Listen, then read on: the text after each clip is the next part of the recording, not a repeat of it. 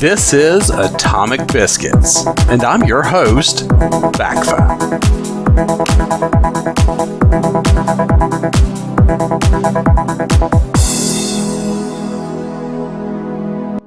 Welcome, everyone, to another episode of Atomic Biscuits.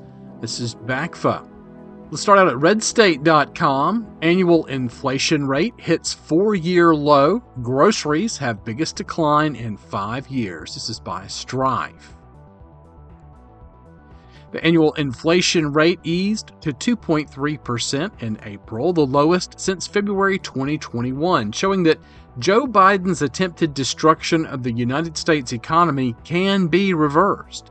This represents a 0.1% decline in the annual rate from March and a 0.1% below forecasts. The month-to-month rate increased by 0.2% over March, but was lower than the forecast 0.3%. Inside that number, there was more good news. Gasoline prices decreased for the third straight month.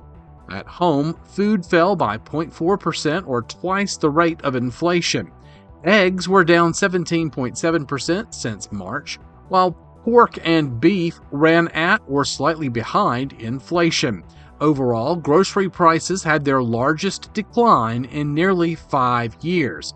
Funny how so many economic failures begin with Joe Biden's inauguration, isn't it? Used cars declined in price while the prices of new models remained constant.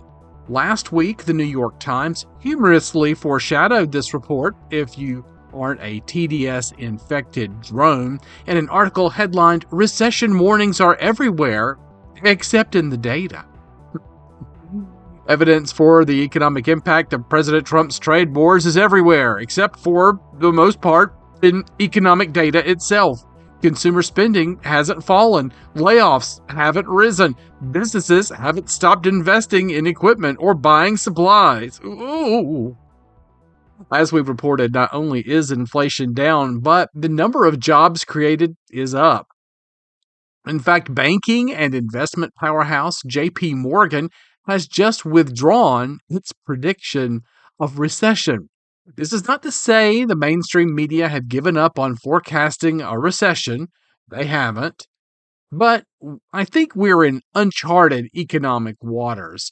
No one has any idea how the tariffs will play out in the modern world. This is not 1930, and references to the Smoot-Hawley tariff and the Great Depression are rather tired and indicate a preference for anti-Trump sloganeering over observation and analysis.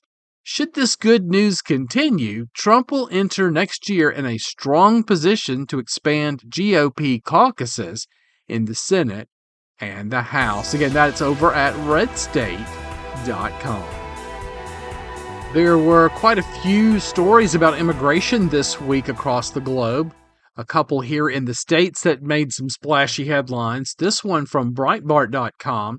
Senator Ruben Gallego releases amnesty plan to import record number of migrants to American communities. It's nothing like the Democrats to really get on the wrong side of the topic.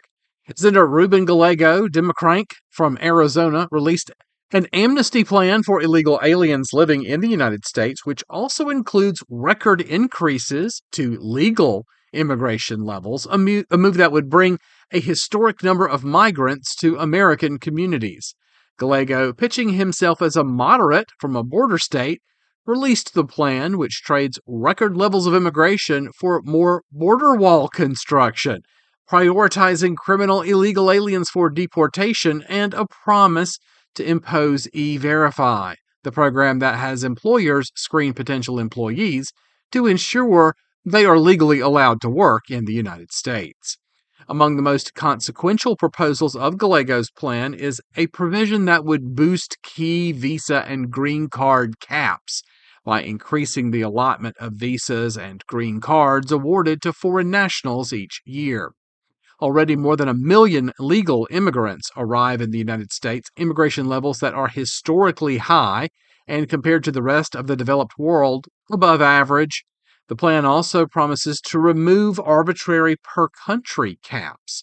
that currently keep a handful of countries from monopolizing the nation's employment-based green cards.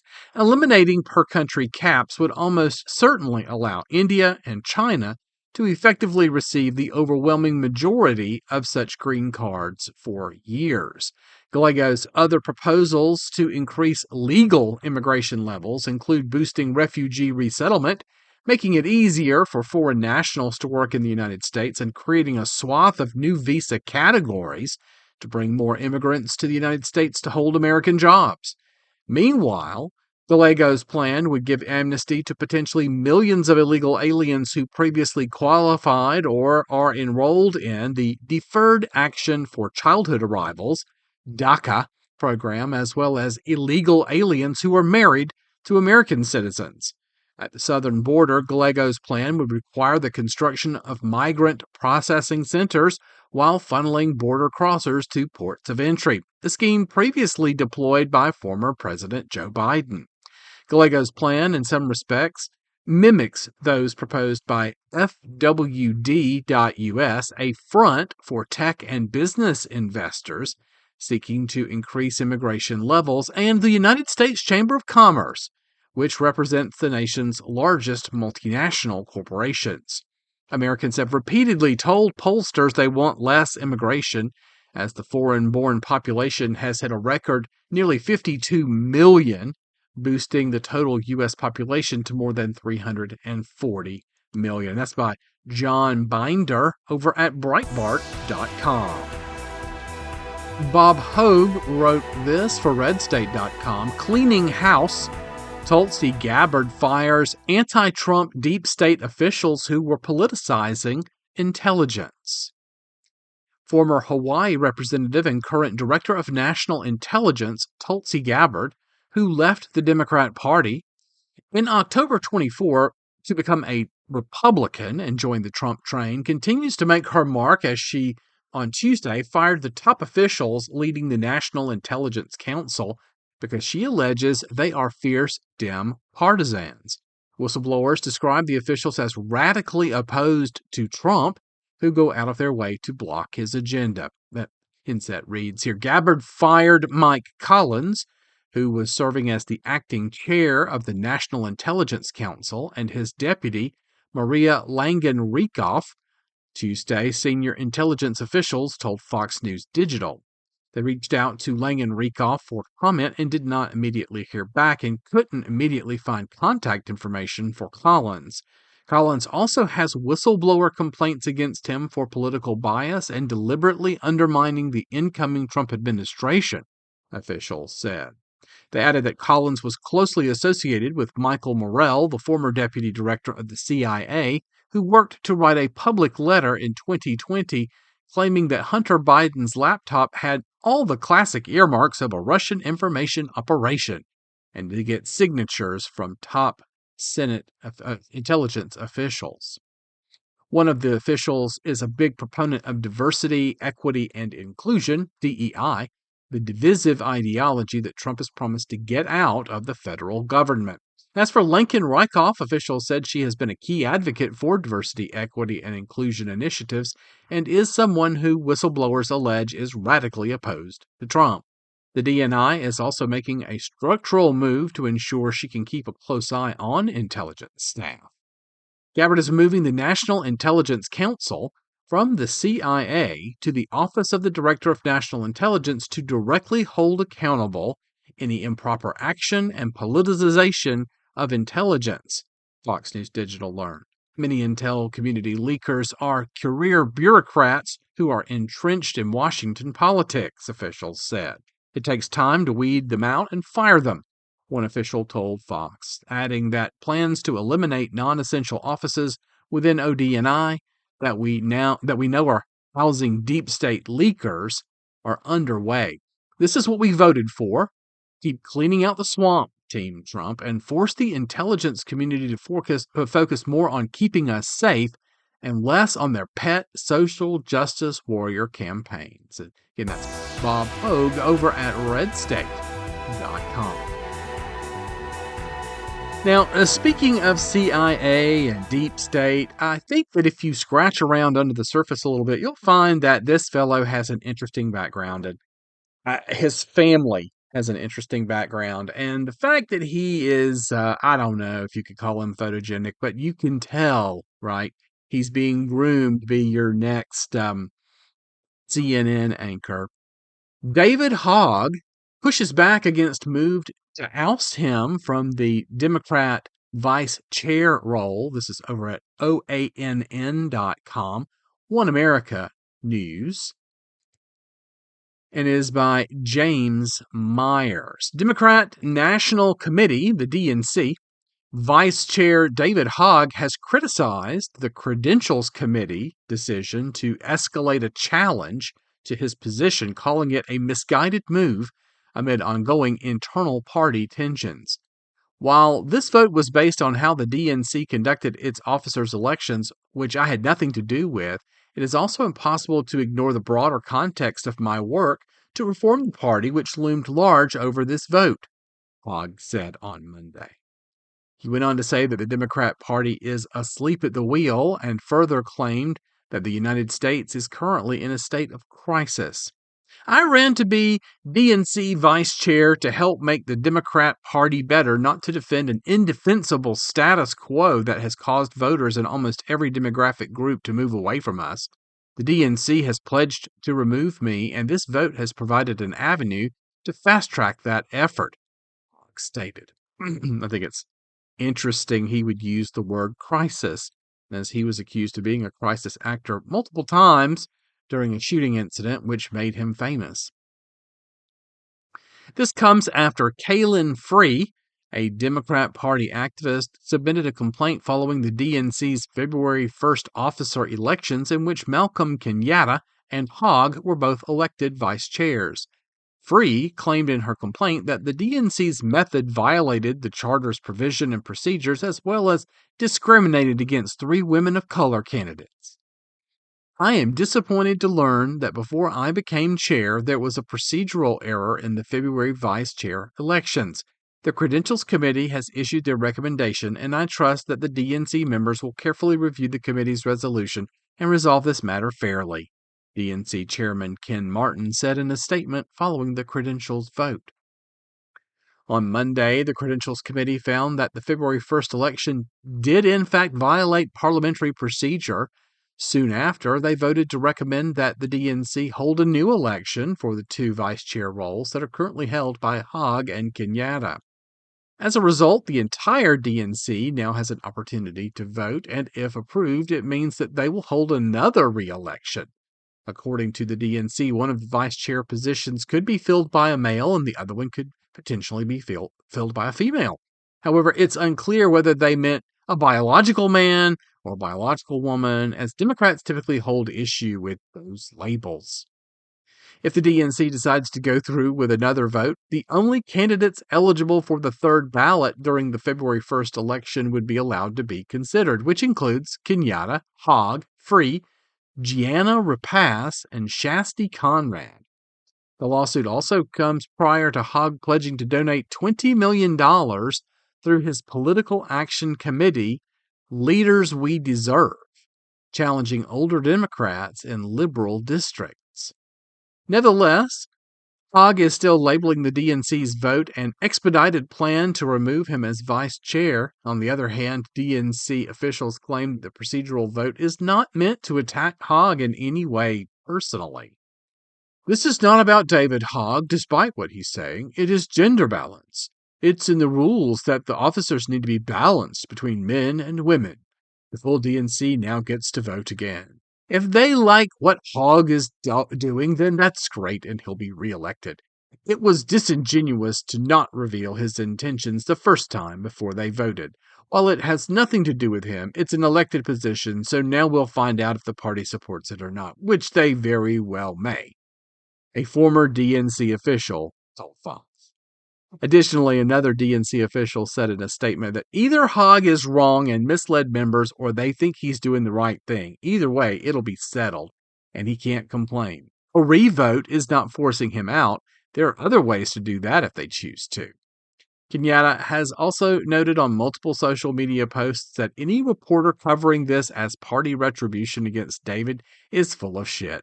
It is unfortunate, as I believe we both won fairly, and there is no charge that we acted improperly. Anyway, that's over at oneamericannews.com. I think a lot of this is just kerfuffle. It is trumped up noise to give some positive traction to some up and comers who really can't get much attention anyway, because the party is in a tailspin. This schism is something that they would fabricate in order to generate some interest in the, well, hey, here's somebody different crowd.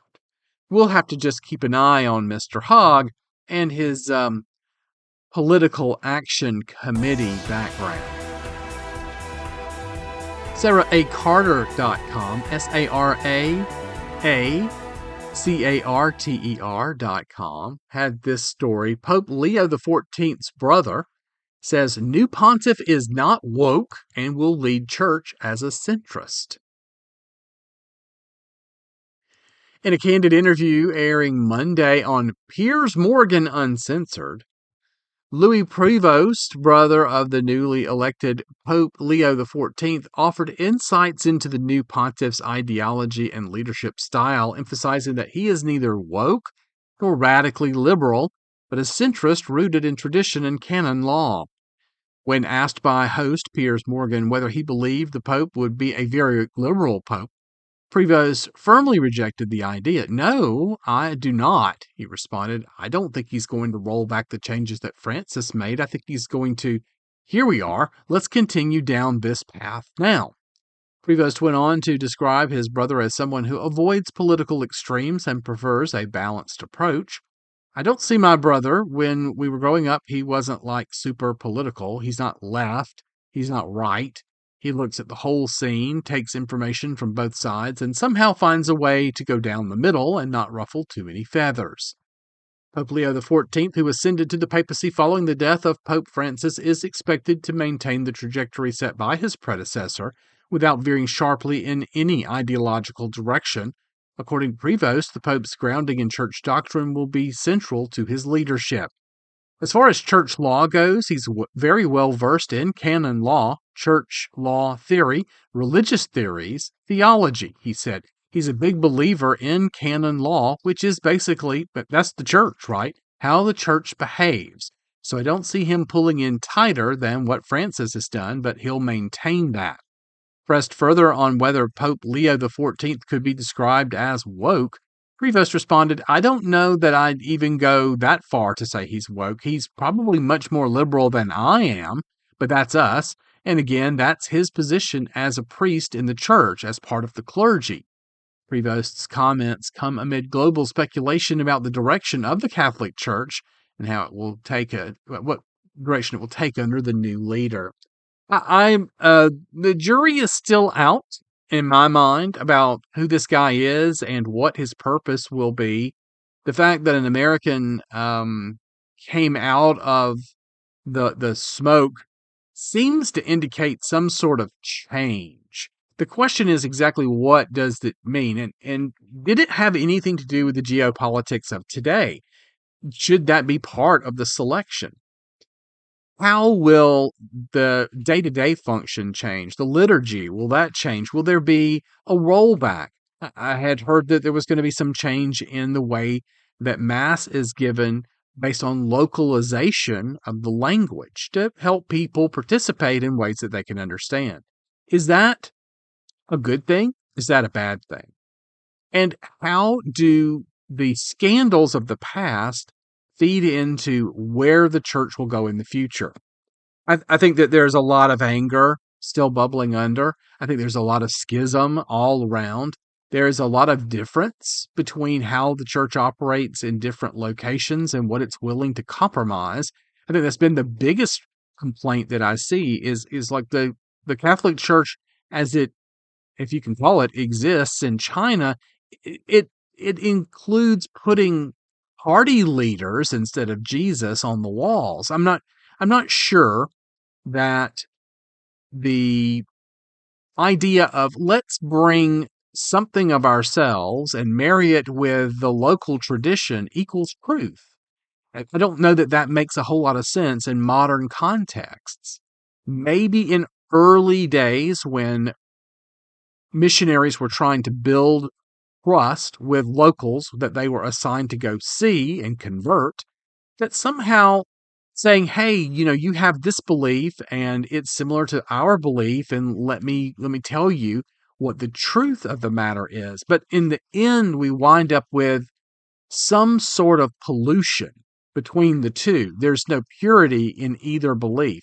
And so what we have today, I mean, all you have to do is look at Easter to see, well, what is Easter, right? Look at the history of that. There's so many things where we've lost what the original story was or the original purpose and are left with something that is altogether different in the end. So will this pontiff change things to be better? Will we get some truth from the crypts of the Vatican? Or will it continue to be one of the most secretive places on earth with some of the greatest treasure buried while people around the world go without? We'll have to keep an eye on this story as it progresses over the years ahead.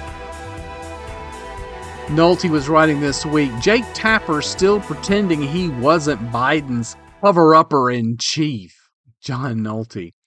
With his shameless book about to be released, CNN's Jake Tapper is lobbying to have his photo added next to the dictionary definition of dishonorable as he runs around pretending he was not an active participant and co-conspirator in covering up Joe Biden's glaringly obvious mental and physical collapse. I think I've figured out how he compartmentalizes the Jake Tapper who is an eager participant with White House aides to misinform the American people for 4 years, and the Jake Tapper who is now posing like a crusading reporter. There are videos here that were posted to X to demonstrate. Here's what I think Tapper's doing to make the psychological break from the Biden co-conspirator to the crusading reporter by removing his tie. This allows him to pretend he's a different person. How else could he live with himself other than by lying to himself? This whole notion that White House aides fooled the press is beyond laughable. Jake Tapper and the rest of the media all saw what we saw, and what we saw was Joe Biden who acted like an escapee from a memory care center. Think about this. Even though Tapper saw what we all saw, Tapper still attacked Republicans for pointing out the truth.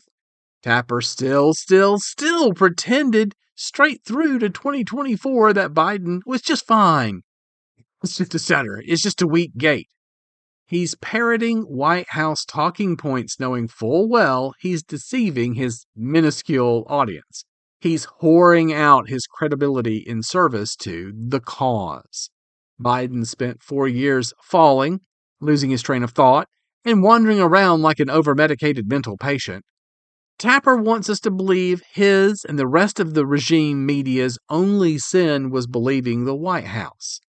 Well, blindly believing partisans is a big enough sin for a so-called journalist. But sorry, you will never convince me that that was the case here. Jake Tapper wanted Democrats to keep the White House, especially out of the hands of Donald Trump. So he whored himself out until Biden bombed in that debate. Then he turned on Biden because that's what craven partisans do. And now, as if to prove he wasn't born with whatever gene gives us shame and a sense of honor, Tapper's running around, only after it can't help Donald Trump, pretending to break the big news any sentient being with eyes and ears has been aware of for at least 4 years. The links to those videos for some backup is over at Breitbart.com. Over at AmericanThinker.com, they posited the counterproductive move to consolidate conservative media was written by Andrea Widberg. From my perch at American Thinker, rumors sometimes come my way. One of them, seemingly a solid one, is that a well-financed effort is underway to acquire several major conservative outlets, including Human Events, the Post Millennial, and the Daily Caller to roll them up under a single owner. According to what I've heard, the forces behind this effort are donors sympathetic to the vision of the Republican Party that Liz Cheney, Mike Pence, Paul Ryan, and Mitt Romney espouse. As a matter of principle, I'm deeply opposed to the idea of a consortium controlling multiple once independent websites. I'm also perplexed by the consortium's choice for its figurehead, assuming the rumors are true, because the man chosen, while a great journalist, has a track record of big, expensive dreams that he has yet to realize. If the rumors about the buyer's ideological leanings are correct, these are people still invested in the stale ideas and feckless policies that broke the Republican Party during the Bush years. Today's conservative thought leaders, who have huge videos and podcasts and X followings, actively support or are open to Trump's policies. The Bush-era Republicans, stuck with marginalized ideas that cannot compete in the conservative realm, have decided to skip improving their ideas and to opt instead for buying influence. It's probable that the consortium will promise its targets that they can keep their editorial independence. I doubt it, for I believe the old and true aphorism that he who pays the piper calls the tune. Newly purchased sites will quickly find that their editorial independence is an illusion. Sooner or later, if someone at, say, the Daily Caller comes down too hard on Chris Sununu or John Cornyn, or is too enthusiastic about Trump's approach to China, someone from the head office will make it clear that these sentiments have no place in a site owned by the conglomerate. And so, little by little, a large sector of the conservative ecosystem will face a two-pronged problem. First, it'll be advocating the same bad policies that were so disastrous for the Republican Party from 2000 to 2008, paving the way for Obama. Second, with its ideological diversity erased, Republicans will start to suffer from the same groupthink that has corrupted Democrats. While groupthink creates a powerful bloc, it also makes people weak. The bubble denies them the ability to understand or to defend against their ideological opponents. That's why the traditional Republican Party, the one that the people behind this buyout apparently represent, was blindsided by the rise of MAGA. If they'd been paying attention to the truly diverse conservative internet, they would have seen it coming. Understand just how bad groupthink can be. Look to the left. 8 years ago, even Saturday Night Live mocked the leftist bubble, which has worsened since then. The results were that Democrats were blindsided when their base, blue-collar workers and minorities, abandoned them in 2024. The bubble assured the Democrat establishment that the base would stick with them no matter how many illegal immigrants they shipped into blue-collar and minority communities, and no matter how often they insisted that it was perfectly normal to teach children that it works to mutilate and sterilize people in service to the delusion that someone can be born in the wrong body. Intellectual diversity protects ideologies from the dangers of the bubble and forces them into the rigor of defending their values. When consortia create an ideological cartel, it doesn't strengthen a political movement, it dangerously weakens it. That's why I would be very unhappy if this roll-up rumor proved true and were successful. However, it's possible that the consortium I've heard about may contain the seeds of its destruction. That's because I've heard that the person or one of the people heading the roll-up initiative is John Solomon. I have no beef with Solomon. I think he's an excellent reporter, and I admire him greatly for sticking to his guns in the face of savage and ultimately provably wrong attacks against his accurate reporting on Joe Biden's corrupt Ukraine ties. I also like the outlet he created, Just the News, which has straightforward reporting and something I really appreciate, links to newsworthy judicial decisions. Having said that, if you look at Solomon's history, it shows a man with a vision that he pursues relentlessly. No matter how much money or authority he gets, he never fulfills that vision. Solomon has described his vision as creating a four-dimensional product with multiple revenue streams. You put them all together and you build a business model as good as any 20th century journalism. In less airy-fairy terms, it means a site with daily news, stories, deep dive reporting, podcasts, and videocasts. It's actually a doable vision because the Daily Wire has achieved it. It features news stories, in-depth reports, video and audio podcasts, a growing roster of personalities, and even hit movies. One could even argue that Solomon was there first with the idea. The problem is that Solomon, unlike the Daily Wire team, reportedly has never achieved his goal, whether at sites that gave him power and money or at his own site, which, again, I like. One example is his tenure as executive editor at the Washington Times. There he attempted to implement his vision, allegedly at great expense, only to see that implementation fall apart with circulation apparently collapsing on his watch. When the Moon's family infighting placed an even greater burden on the paper, things rapidly fell apart and Solomon resigned in 2009. When longtime editor issued a harsh verdict, John Solomon put the paper into a near-death spiral. According to another report, the pattern repeated when Solomon, in 2012, moved on to the Center for Public Integrity, CPI. Once again, he dazzled people with a grand vision for a vast, consolidated site, promising to give everything to audiences whether they read, viewed, or listened to the news. He convinced backers to provide millions to fund his vision. Suddenly, the small outlet, which once offered only a few deeply researched and award-winning essays a year, had a huge staff and was churning out up to 10 essays a day, except that, according to the same report, those 10 essays weren't anywhere near enough to satisfy the outlet's burgeoning expenses. Solomon had allegedly predicted gross annual revenues of $16.4 million from investments, partnerships, advertising, and subscribers.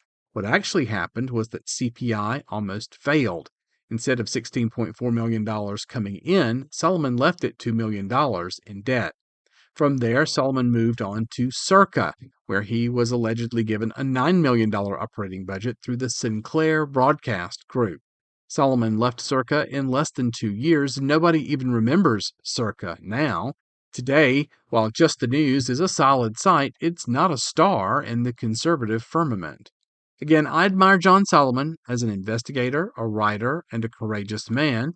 However, given that the reports I've seen indicate that his reach exceeds his grasp when it comes to bringing his grander visions to fruition, the consortium may find that, even if it does roll up valuable conservative news and opinion sites, which I oppose on principle, the new management, rather than bringing these sites to greater heights, could destroy them entirely. And that story is over at AmericanThinker.com. I like John Solomon.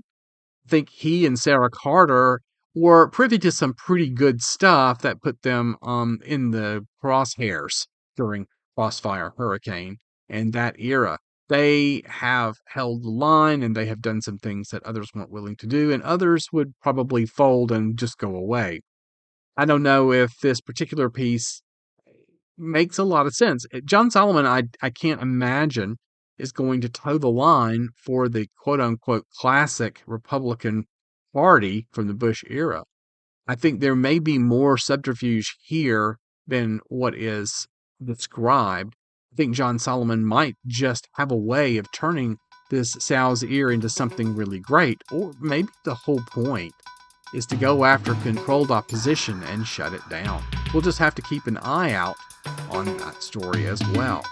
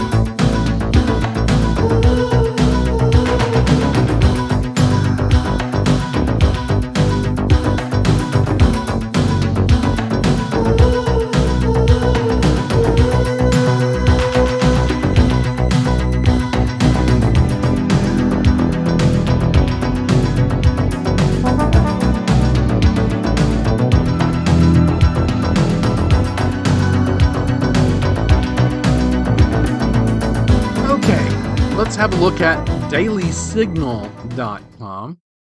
RFK Jr. seeks to free doctors from useless barriers. This is by Elizabeth Troutman Mitchell. The Department of Health and Human Services is launching a review of unnecessary regulations slowing down the Food and Drug Administration. To make America healthy again, we must free our doctors and caregivers to do what they do best: prevent and treat chronic disease, HHS Secretary Robert F. Kennedy said Tuesday morning. We cannot allow their time and talent to be wasted on bureaucratic red tape and paperwork. HHS and the FDA are pursuing a public request for information to identify and eliminate outdated or unnecessary regulations. The move implements President Donald Trump's executive order Unleashing Prosperity Through Deregulation, which required every federal agency issuing a regulation to identify 10 potential regulations for rescission or to be eliminated and overturned. HHS will implement the 10-to-1 deregulatory policy as well as regulatory cost gap, meaning the total cost of all new regulations in fiscal year 2025 must be significantly less than zero. The order's application goes beyond formal regulations, applying to guidance documents, memoranda, policy statements, and similar directives. In pursuit of transparency, Health and Human Services announced it will release annual reports sharing estimated regulatory costs and the specific rules being offset. That's over at dailysignal.com. One of my favorite books by Mark Levin has to do with re-upping, right, with the budget. And the Liberty Amendments talks about making sure that every department has a reason for being, that before their money can get renewed, before they can continue, and that should be checked every Congress or every year, they need to defend themselves by explaining where they spent the money that they got last time, explaining what constitutional authority they have to even exist, and stating that clearly, and then demonstrating that there is no duplication of services, that they are unique across the federal government, and that you can't get this information or service elsewhere. This would help make things lean and mean. And if they can't demonstrate those things, they just don't get funded again. So it is an automatic sunset clause for any sort of agency that just can't demonstrate value. We have to do it in the world of business. We either make money or we go out of business. In this case, we have to demonstrate that there's a valuable service and demonstrate what was provided, or it shutters. And I think that that's a pretty fair scope on what we can expect from Republican-led government.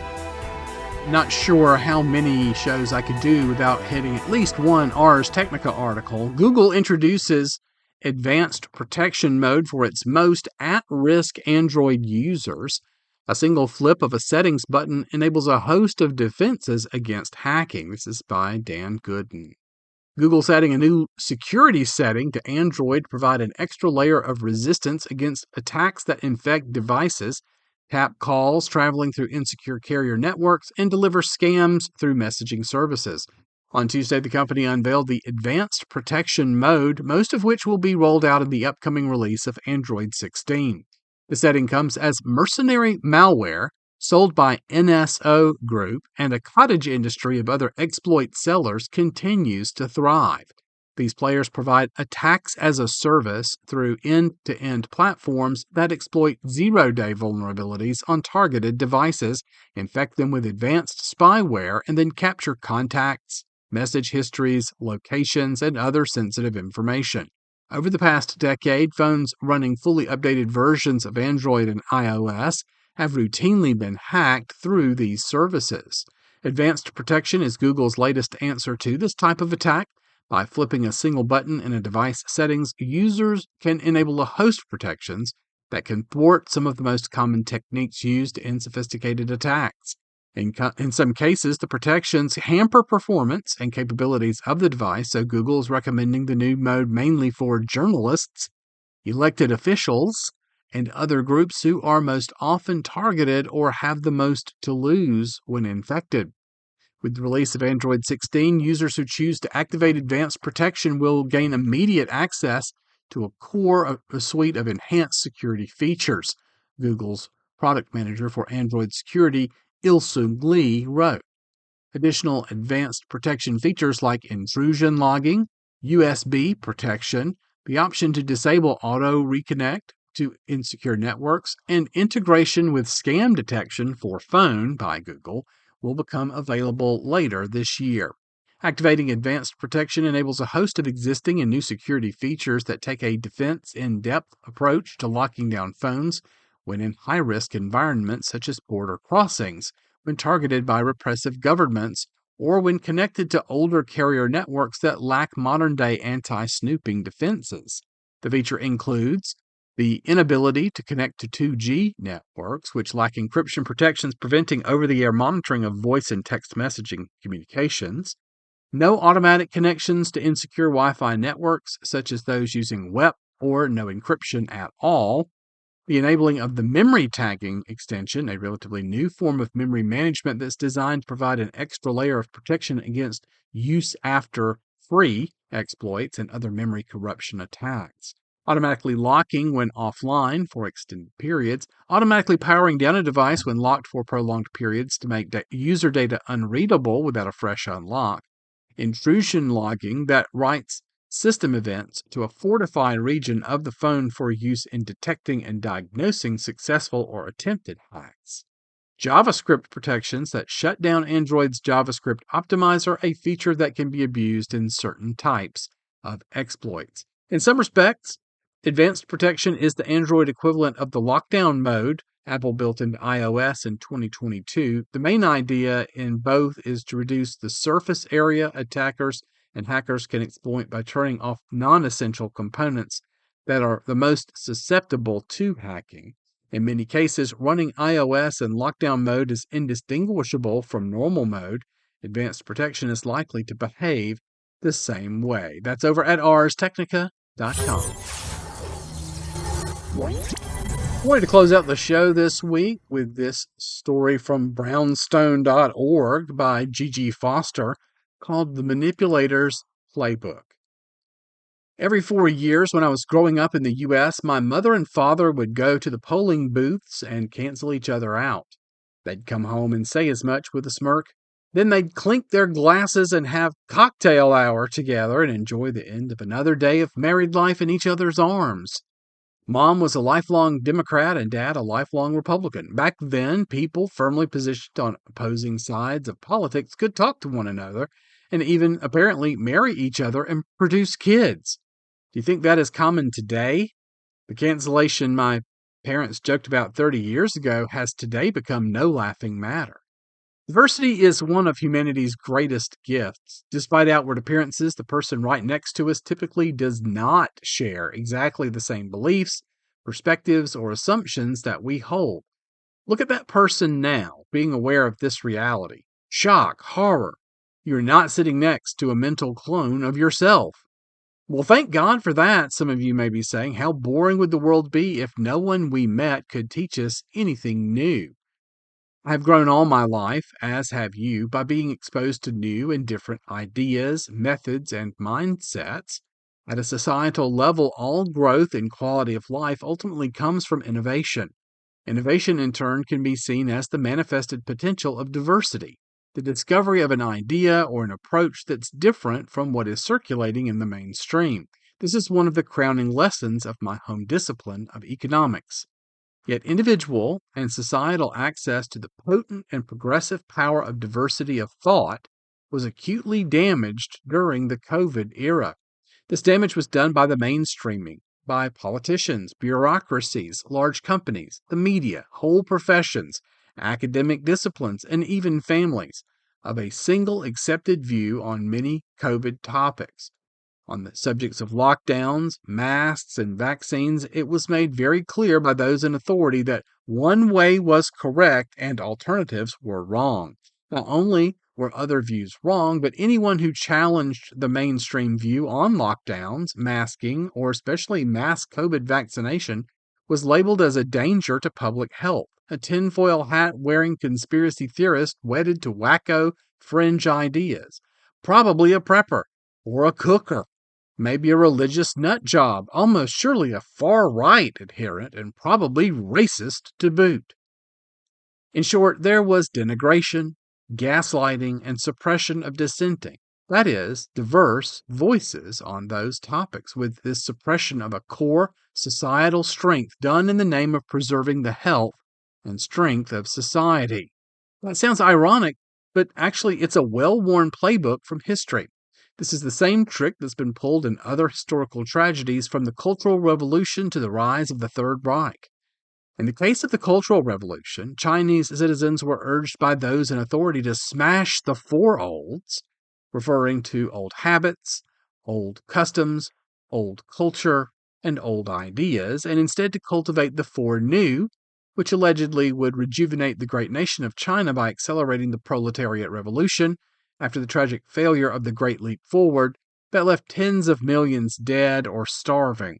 The Great Leap itself was the ideological progeny of the Chinese authorities rather than a grassroots movement, and naturally those authorities never directly admitted its failure.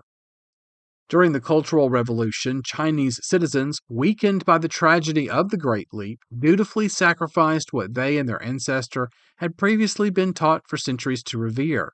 Ancient temples were destroyed, shopkeepers and others associated with old ideas like capitalism were denigrated and abused, and even elderly people were assaulted and killed just for being old. Such actions ran strongly against traditional Chinese values, so performing such actions and aiding and abetting those who performed them was a significant sacrifice in terms of morality and even personal identity for many Chinese people. Individuals who did not conform with the mainstream line were socially excluded or punished in other ways. Of course, the result of the Cultural Revolution was not a successful, nationally rejuvenating revolution, but even more death and destruction. In the case of the rise of the Third Reich, those in authority preyed upon the economic and moral suffering of the German people after the Great War. As National Socialism rose to prominence in Germany, Jewish people, those with sympathies for communism, and others were demonized as enemies of the state. The sacrifice eventually asked of the suffering German citizens, allegedly in order to strengthen the fatherland they loved, was essentially to dehumanize other human beings. The biblical phrase, "He who is not with us is against us," was used to implicitly encourage the quashing of dissident views and those who held them. This nudge to see dissenters as dangerous was coupled with heavy censorship, such as book burning and criminalizing the act of listening to foreign radio stations, and the creation and promotion of state propaganda that mainstreamed the accepted viewpoint, including through films like Triumph of the Will. Of course, the result of the Nazis' reign was not a strengthening of Germany, but rather total defeat, moral bankruptcy, and international humiliation. In both of these tragic historical cases, and in the more recent tragic case of COVID policy, the pattern is this.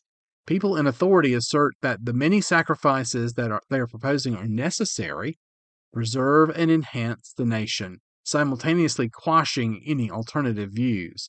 Those who object are denigrated and despised as not caring about the nation or about whoever or whatever is supposedly receiving the benefits of the sacrifice.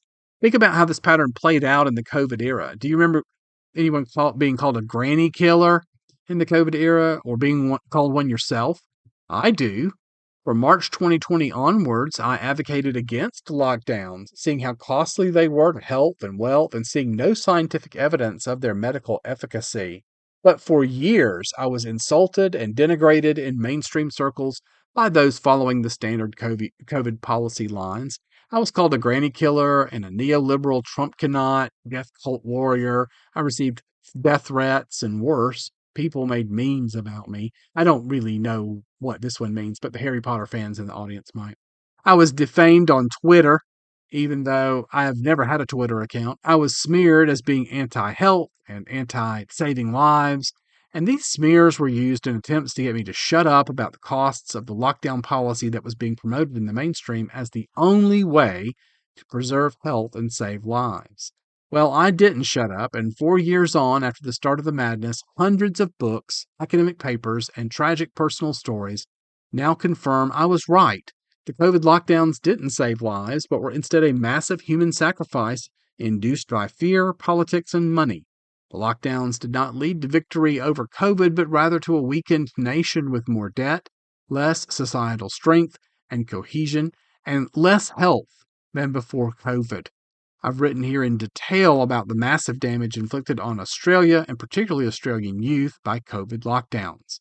The well worn playbook is as follows. When populations are weakened, such as by severe economic distress or a great fear of some external threat, the people in charge advocate for policies that happen to be good for them politically and turn out also to be destructive to society, something often admitted in history books only much later, while wrapping their policies at the time in the red threads of altruism, pro-sociality, strengthen the nation, or preserving health as a sales pitch to the weakened population. The implicit message is, if you really love something, you should be willing to sacrifice for it, and this is the sacrifice now required. Why does this work? For two reasons, fear and love. First, it works because fear makes us forget about everything except the feared object, weakening our ability to reason and think for ourselves, making us easy targets. Second, it works because our love for things outside ourselves, including our country, our parents, our children, and our God, is a powerful motivator of our thoughts and actions, and so we're vulnerable to be manipulated by it.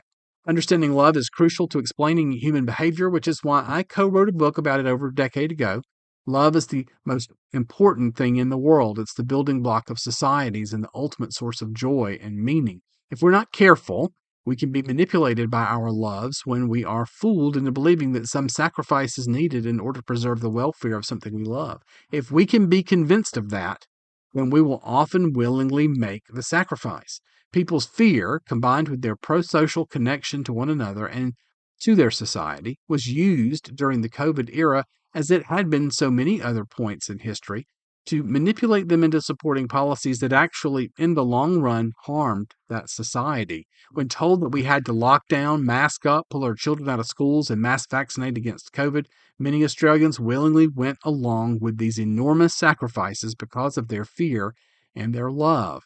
That is a testament not only to the power of fear, but to how much we love each other. Yet tragically, our loves, including our children, our parents, and the nation of Australia, were greatly harmed by these policies. My loving advice to you today, the one thing I want you to take away from my talk, is to be alert to those in authority who would manipulate you by exploiting your loves. This manipulation usually starts with an implicit request that you sacrifice some moral principle, some right, or some assumption that you previously took for granted as patently obvious, with the sacrifice supposedly going to benefit something that is universally loved. That universally loved beneficiary might be planet Earth, in the case of green energy subsidies, the net zero transition, and the sacrifice of ignoring the fact that cheap, dense fuels are critical to human thriving and a key ingredient in lifting people out of poverty.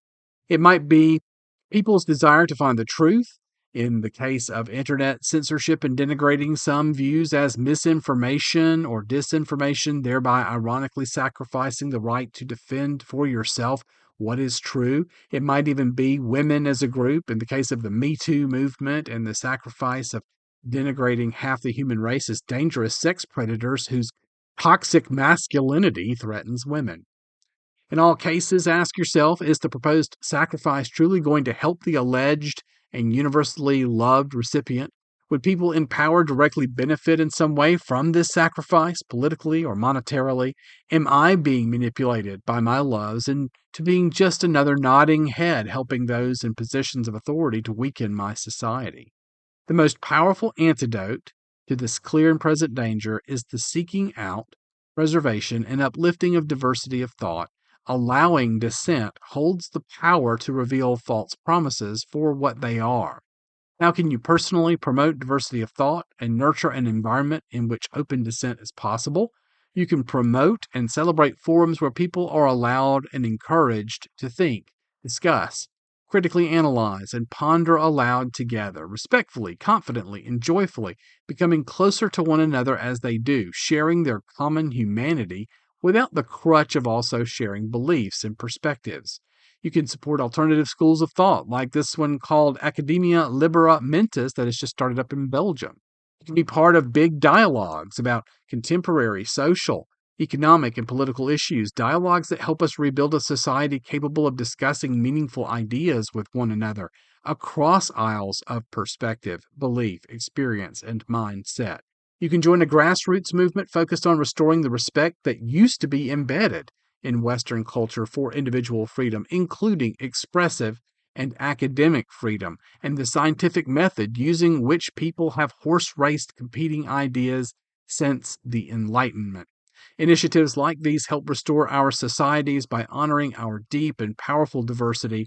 They help to fend off and thwart the constant manipulation attempts of elites hungry for power, while building respect and nurturing progress for all. They help us build robust red threads, bonds of love for one another based not on conformity with right think, but on the joy of discovering who others truly are and expanding ourselves by contemplating and reveling in their differentness. What will always win in the end is love, joy, confidence, tolerance, and unshakable belief in the infinite potential of every unique individual in the human species. But these precious things will only win in our lifetimes if we live and breathe that love, joy, confidence, tolerance, and belief while purposefully rejecting the attempts of the powerful to manipulate and divide us by destroying our diversity. This is what eternal vigilance looks like. That's over again at brownstone.org. And it's a TED Talk or a TEDx talk in Australia that the sponsor refused to post. I guess it just hit a little too close. I want you to think about that last bit, that last article. Let's make sure that in our communities and our families that we are promoting that sort of free expression and free thought. Let's build our own libraries. Let's have our children or our families read. Let's have them ask questions. Let's discuss it together. I think one thing that I notice a lot in business is that when you're training people for new things, it is much healthier to allow them to discover the answer on their own because it stays with them. They go through the moral exercise, the mental exercise of going, now, how do I sort this out? As opposed to asking someone for the answer. Well, we could provide it right away, but sometimes the very act of having to work for it helps it to be distilled in their mind in a way that they understand, and it will stick. Getting the answer over and over and over because someone else has it at the ready doesn't really help you learn why the answer is what it is. Critical thinking is in short supply, so let's do our part to encourage it where we can, whether it's politically, religiously, in academia, all around. We need to have this technique at our disposal as a weapon against ignorance. I want you to have a great week, and I will see you on the next episode of Atomic Biscuits. So long, everybody.